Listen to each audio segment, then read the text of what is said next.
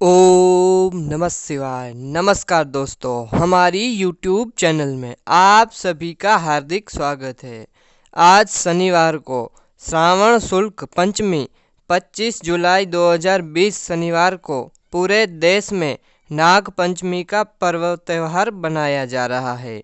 नाग पंचमी को त्यौहार क्यों मनाया जाता है, इसके पीछे कई मान्यताएं एवं कथाएं प्रचलित हैं। तो आइए आपको सुनाते हैं नाग पंचमी की सबसे लोकप्रिय कथा। नाग पंचमी की पौराणिक कथा के अनुसार प्राचीन काल में एक सेठ जी के 7 पुत्र थे। सातों के विवाह हो चुके थे। सबसे छोटे पुत्र की पत्नी श्रेष्ठ चरित्र की, विशुद्धि और सुशील थी, परंतु उसके पास भाई नहीं था। एक दिन बड़ी बहू ने घर लीपने को पीली मिट्टी लाने के लिए सभी बहुओं को साथ चलने को कहा, तो सभी धलियां और खुरपी लेकर मिट्टी खोदने लगी। तभी वहां एक सांप निकला, जिसे बड़ी बहू खुरपी से मारने लगी। यह देखकर छोटी बहू ने उसे रोकते हुए कहा, मत मारो इसे, यह बेचारा निरपराध है। यह सुनकर बड़ी बहू ने उसे नहीं मारा। तब सांप एक और जा बैठा। तब छोटी बहू ने उससे कहा, हम अभी लौट कर आते हैं, तुम यहाँ से जाना मत। यह कहकर वह सबके साथ मिट्टी लेकर घर चली गई और वहाँ कामकाज में फंसकर सांप को जो वादा किया था उसे भूल गई। उसे दूसरे दिन वह बात याद आई तो सबको साथ लेकर वहां पहुंची और सांप को उस स्थान पर बैठा देखकर बोली, सांप भैया नमस्कार। सांप ने कहा, तू भैया कहाँ चुकी है, इसीलिए तुझे छोड़ देता हूँ, नहीं तो झूठी बात कहने के कारण तुझे अभी डंस लेता। वह बोली, भैया मुझसे भूल हो गई, उसकी क्षमा मांगती हूँ। तब सांप बोला, अच्छा तू आज से मेरी बहन हुई और मैं तेरा भाई हुआ, तुझे जो मांगना हो मांग ले। वह बोली, भैया मेरा कोई नहीं है, अच्छा हुआ जो तू मेरा भाई बन गया। कुछ दिन व्यतीत होने पर वह सांप मनुष्य का रूप रखकर उसके घर आया और बोला कि मेरी बहन को भेज दो। सबने कहा कि इसके तो कोई भाई नहीं था, तो वह बोला, मैं दूर के रिश्ते में इसका भाई हूँ, बचपन में ही बाहर चला गया था। उसके विश्वास दिलाने पर घर के लोगों ने छोटी को उसके साथ भेज दिया। उसने मार्ग में बताया कि मैं वही सांप हूँ, इसीलिए तू डरना नहीं और जहाँ चलने में कठिनाई हो वहाँ मेरी पूँछ पकड़ लेना। उसने कहे अनुसार ही किया और इस प्रकार वह उसके घर पहुँच गई। वहाँ के धन ऐश्वर्य को देखकर वह चकित हो गई। एक दिन सांप की माता ने उससे कहा, मैं बाहर जा रही हूँ, तू अपने भाई को ठंडा दूध पिला देना। उसे यह बात ध्यान न रही और उसने गर्म दूध पिला दिया। उसमें उसका मुख बेहतरीन जल गया।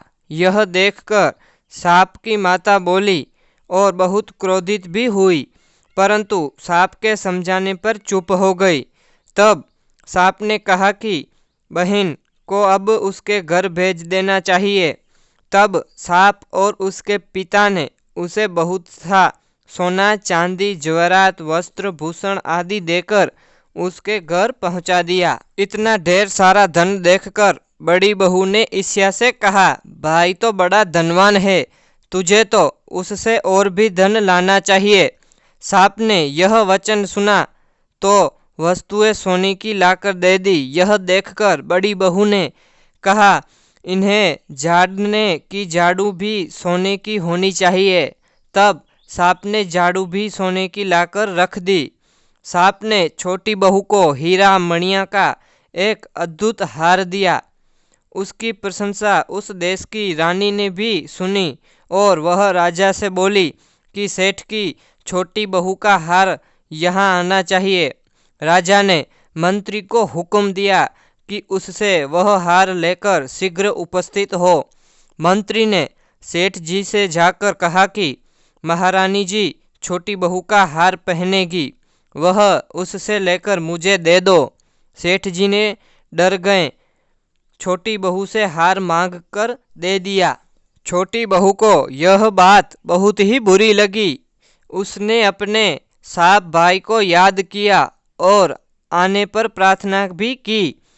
रानी ने हार छीन लिया। तुम कुछ ऐसा करो कि जब वह हार उसके गले में रहे तब तक के लिए सांप बन जाए, और जब वह मुझे लौटा दे तब हीरो और मणियों का हो जाए। सांप ने ठीक वैसा ही किया। जैसे ही रानी ने हार पहना वैसे ही वह सांप बन गया। यह देखकर रानी चीख पड़ी और रोने लगी। यह देखकर राजा ने सेठ के पास खबर भेजी कि छोटी बहू को तुरंत भेजो।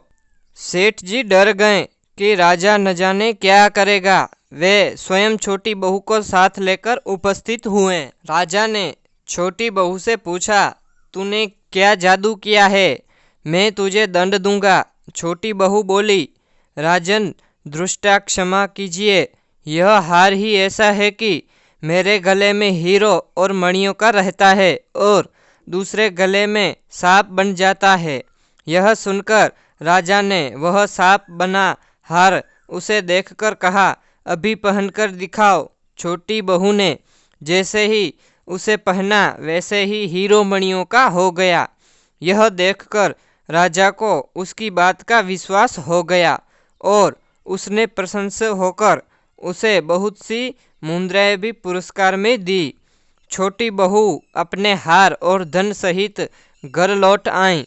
उसके धन को देखकर बड़ी बहू ईर्ष्या के कारण उसके पति को सिखाया कि छोटी बहू के पास कहीं से धन आया है।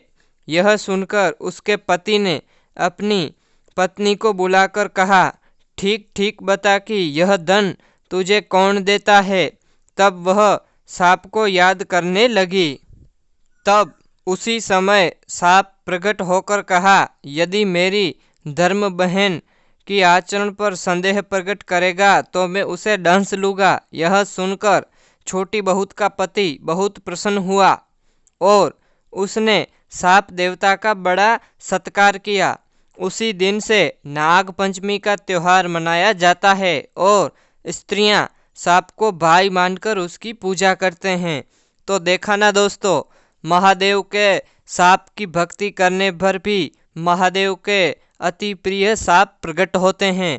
तो दोस्तों, आपको हमारी वीडियो अच्छी लगी हो तो लाइक करना ना भूलें और हाँ, कमेंट में ज़रूर लिखें हर हर महादेव, हर हर महादेव। ओम नमः शिवाय।